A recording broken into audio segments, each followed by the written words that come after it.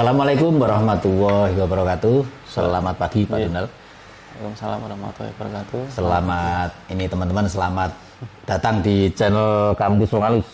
Nah, ini kita pagi ini kedatangan tamu istimewa dari Bumi Salatiga, Bumi Tingkir Salatiga. Teman-teman semua, di Tingkir Salatiga ini memang riwayatnya dulu itu Demak menuju ke Solo dan Jogja. Ini adalah satu kawasan yang di sana banyak orang sakti-sakti, teman-teman, dari dulu. Salah satunya ini adalah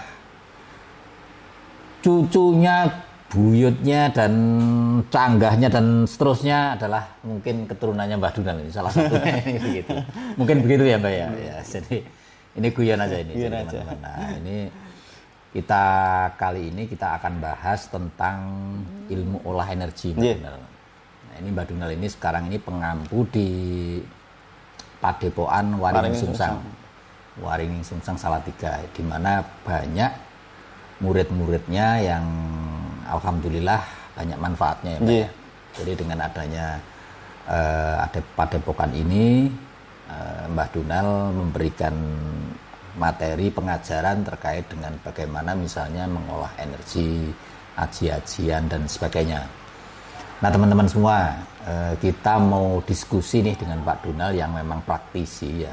Kalau kebetulan kalau di KWA ini kan kita bahas secara mendalam juga terkait dengan misalnya bagaimana cara mendapatkan kekuatan nih Mbak Donald.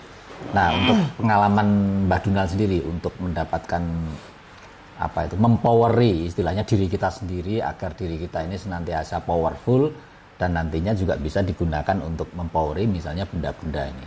Ini monggo Mbak Donald. Nah, jadi menurut yang saya pelajari memang kita harus bisa menyatukan antara tubuh kita menyatu dengan alam semesta. Itu dengan berbagai cara penyerapan energi, meditasi. Jadi meditasi ya. Meditasi. Kalau orang zaman dulu kan juga ada yang namanya kungkum, tapak kungkum, tapak pendem dan sebagainya. Itu sebenarnya salah satu cara untuk kita menyatu dengan energi alam tersebut. Iya. Dengan kita menyatu dengan energi alam tersebut, pada saat kita membutuhkan energi, kita tinggal mengakses saja energi tersebut. Kita akses, kita tarik. Mau dimasukkan dimanapun bisa.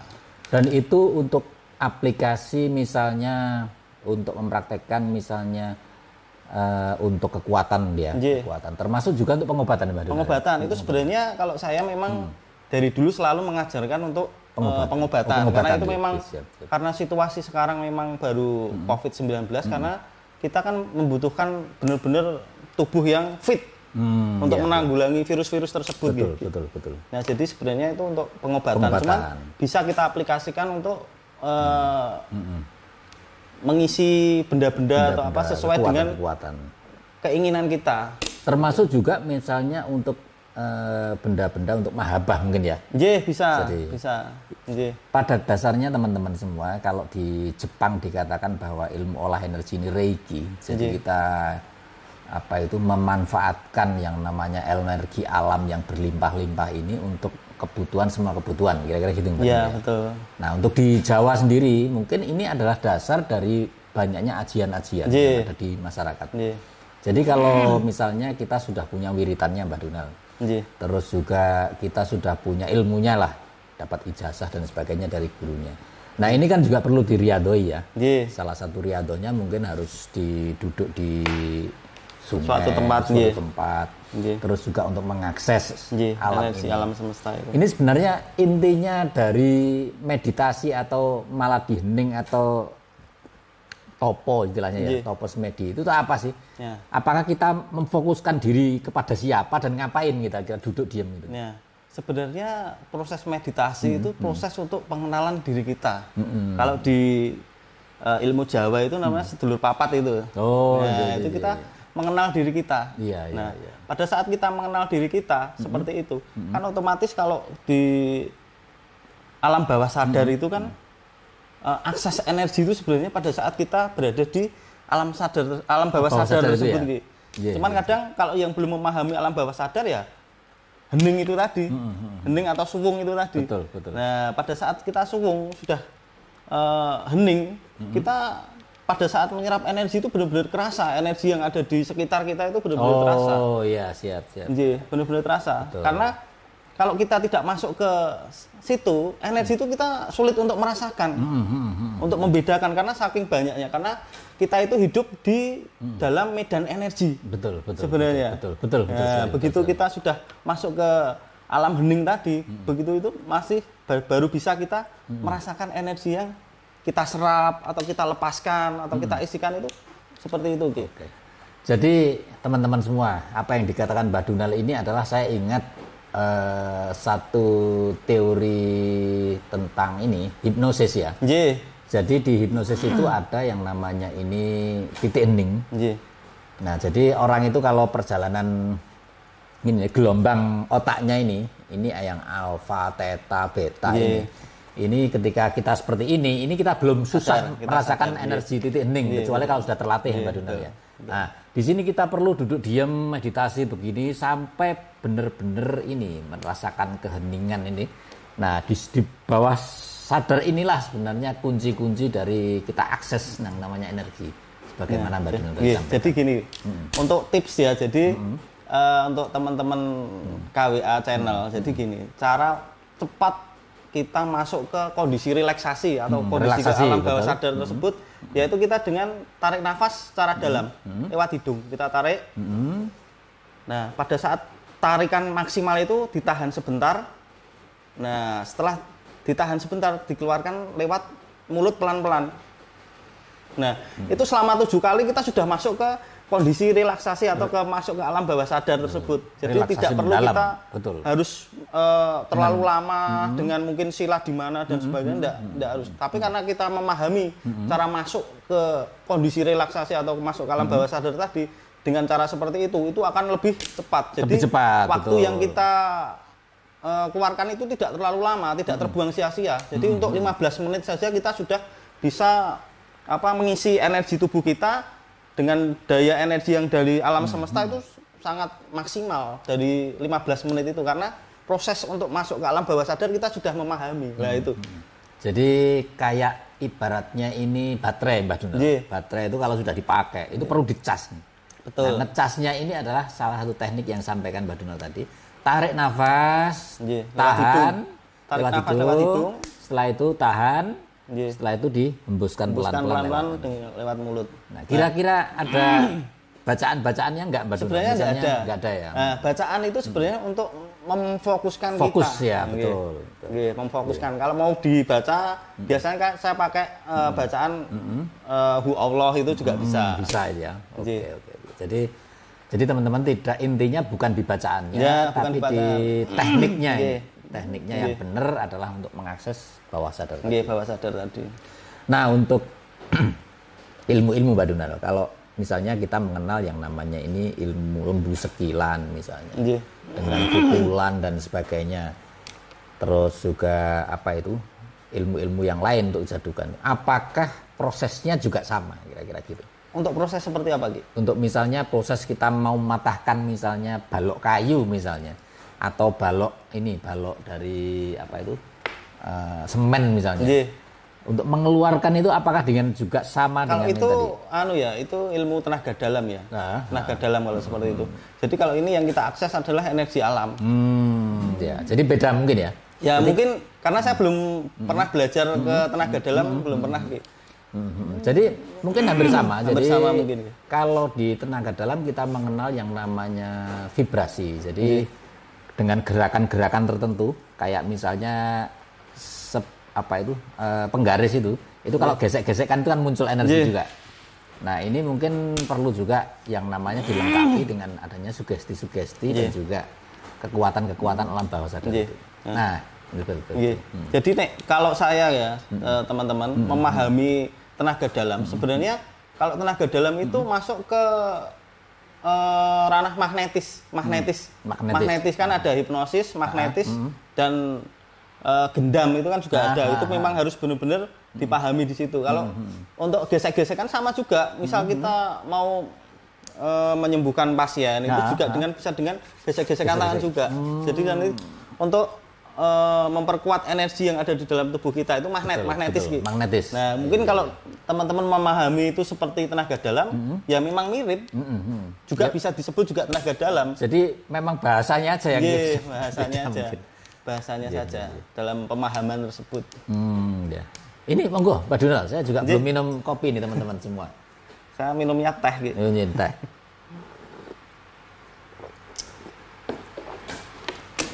Nah, ini kita cerita tentang perjalanan Pak Donald. Saya mengenal jenengan ini sudah beberapa tahun. Dan saya mengenal jenengan dari dulu itu orang yang suka topo istilahnya teman-teman. Jadi bermeditasi di satu tempat sendirian atau ada beberapa orang Mbak Donald kalau pada waktunya dengan di satu tempat begitu. Jadi nek menurut saya pribadi memang kalau kita mau meditasi atau mungkin mau ke tirakat ke suatu tempat lebih baik sendiri karena sendiri betul. Energi yang kita rasakan beda. Beda. Seperti dibanding itu. Dengan misalnya bareng-bareng. Kecuali betul. Kalau untuk hajat-hajat tertentu. Kadang kita kan kalau ada temennya malah tidak fokus ke keinginan kita. Gitu. Betul. Malah mungkin fokus ngobrol dan sebagainya malah nanti lupa akhirnya hilang sendiri. Konsentrasi. Hilang konsentrasinya. Karena pernah suatu cerita saya pada saat ke suatu tempat untuk meditasi, begitu sendiri itu hawa-hawa energi itu sangat kental sekali, sangat terasa. Betul. Sangat terasa. Apalagi mungkin kalau ada yang mau belajar tentang terawangan dan sebagainya itu kalau sendiri cepat sekali. Terkoneksi dengan alam sebelah itu sangat cepat. Makanya kalau ada YouTuber yang bikin video-video vlog itu yang mungkin sendiri, pasti penampakan itu banyak sekali. Beda dengan kita berdua atau bertiga gitu. Kalau lebih cepat syutingnya 5 orang itu agak hilang pergi gitu.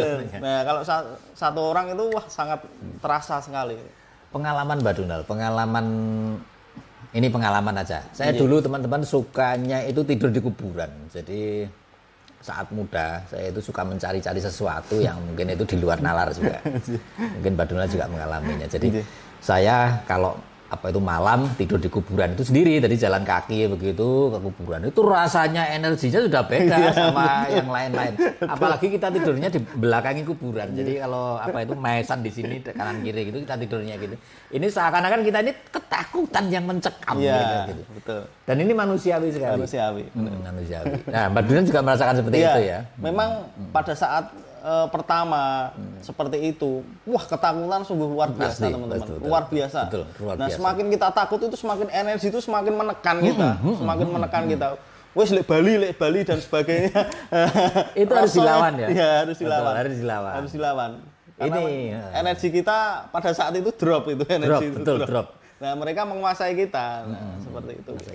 Makanya kalau dalam posisi seperti itu Mbak Donald, saya ingat dulu berada di satu rumah besar di Diklat, Balai Diklat itu. Jadi Diklat lama, zaman dulu itu nggak ada penunggu, nggak ada penjaganya saat itu. Malam-malam itu gelap sekali dan itu luas areanya. Saya berada di tengah lapangan tengah itu. Dan saya gelar yang namanya ini sajadah dan saya sholat di situ. Itu rasanya yang mau nyekek saya itu ribuan itu kira-kira teman-teman. Karena mereka merasa terganggu dengan energi positif yang jenengan keluarkan dari itu tadi. Jadi akhirnya kuat-kuatan gitu. Kuat-kuatan. Ya kuncinya di situ untuk menanggulangi ketakutan. Kalau menurut jenengan apa Mbak Donald? Kalau biasanya saya itu kan karena saya Muslim, saya sering bersolawat. Untuk untuk ketakutan itu ya. Bersolawat. Kalau saya mungkin dari segi sikap untuk mengalahkan ketakutan itu saya cuma pasrah gitu. Kalau mau nyekek saya cekik-cekikan kira-kira gitu. Kalau dengan pasrah itu teman-teman pada akhirnya mungkin yang lain-lain ini juga merasa bahwa ini orang pasrah nih ya sudah nggak akan saya bunuh kira-kira begitu. Sama dengan energi sholawat itu juga sebenarnya termasuk ke pasrahan juga karena kan energinya dingin, hawanya dingin. Betul. Hawanya dingin. Jadi tidak mengusik kita. Akhirnya mereka juga mau ganggu, malu juga kan. Jadi betul. Nah ini satu riadohnya kira-kira gitu untuk mencapai yang namanya bagaimana mengolah energi alam ini sehingga kita bisa benar-benar bisa manfaatkannya secara optimal. Iya, betul.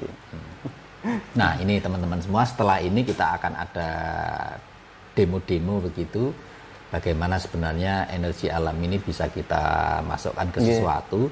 Nah, ini kita aplikasikan. Karena selama ini teman-teman semua, kalau kita hanya sekedar ngomong itu terkadang itu dikritik kira-kira gitu. Wah, ini hanya banyak omongnya aja.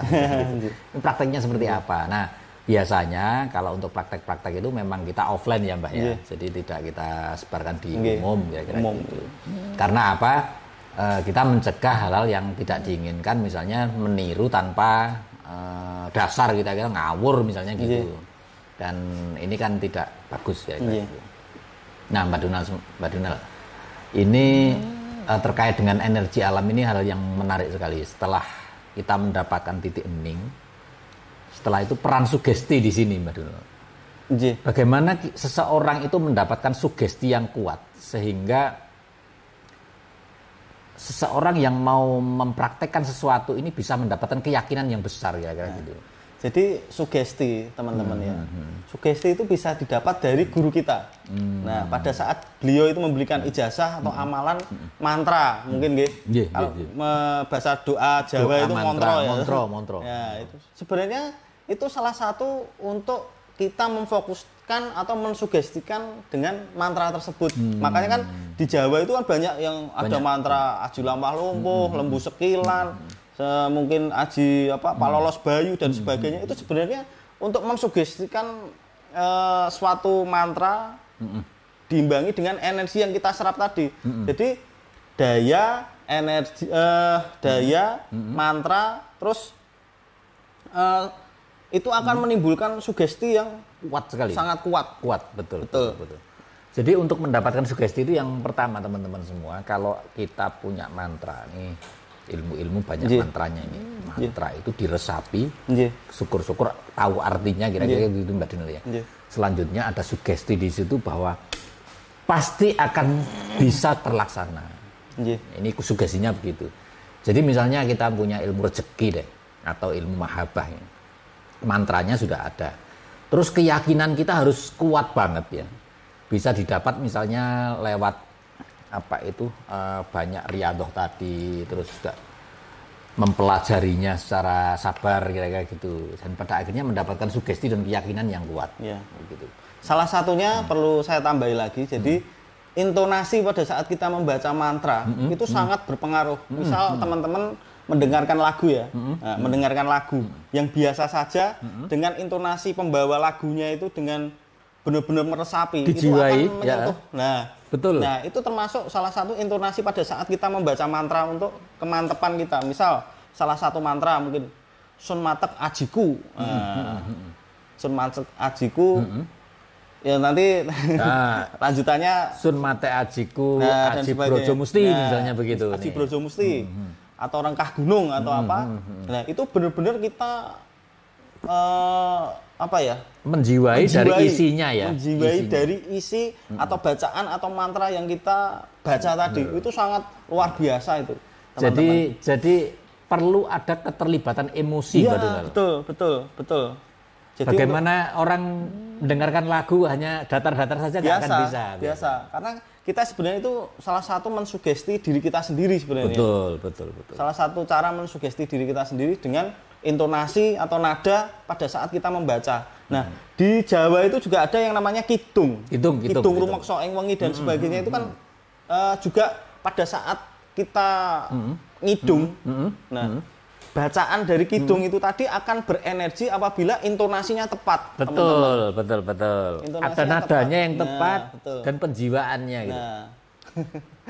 Ingat teman-teman semua, kidung rumeksa ing wengi gimana? Saya juga agak lupa. Ana kidung rumeksa ing wengi. Nah, seperti itu Ki. Ada nadanya, ada lagunya. Iya. Jadi cuma dibaca biasa gitu enggak ada fungsi yang lebih hebat.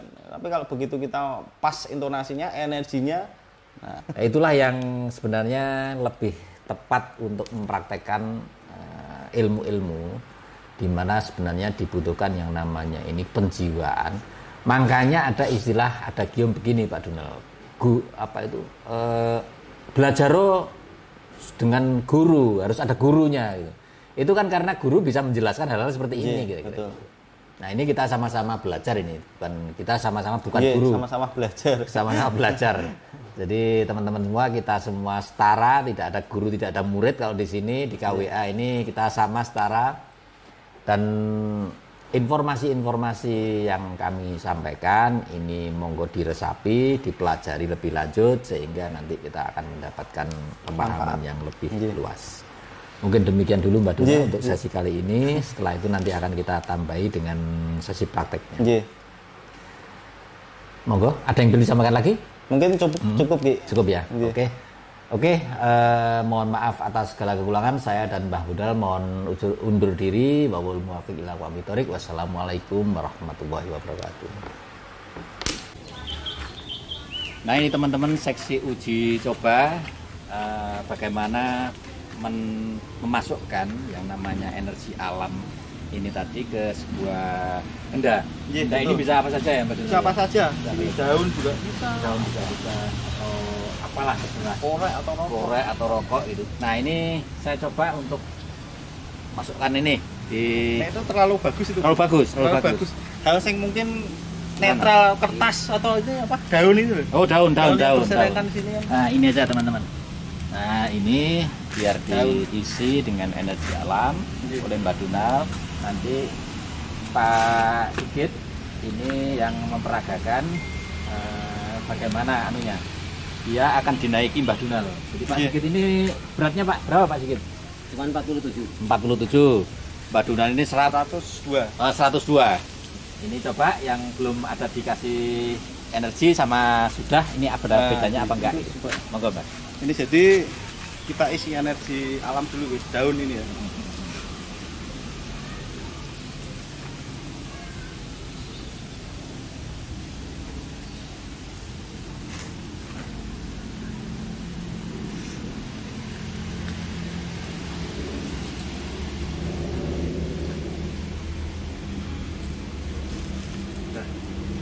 Nah, bisa kita praktekkan ini jadi daun tadi ya teman-teman. Diletakkan sini dulu. Nah, sedikit sini Pak. Lurus, lurus masuk sana. Masuk sana. Nah, ini kalau secara normal, secara normal itu diginikan aja pasti jatuh gitu. Jatuh. Kan? Nah, kita naikin sini aja, pasti juga nggak kuat kan? Nggak kuat. Nah, jadi Pak Sigit nanti ini daun dipegang atau dikantongi gitu aja. Kantongin karena itu diisi sudah tadi tak isi energi itu. Nah, untuk naik harus tinggi ini, pakai ini.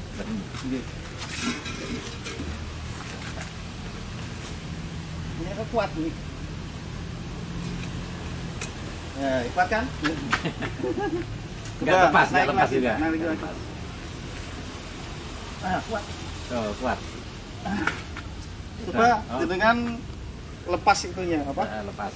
Daunnya tadi Daunnya yang tadi. diisi tadi.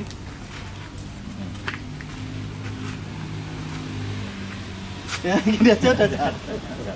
Gini aja udah jatuh. Ini teman-teman, jadi kalau yang sudah diisi sama belum ini bedanya sangat mencolok sekali. Sangat mencolok. Yang sebelumnya Pak Sigit ini nggak kuat, itu aja sudah jatuh.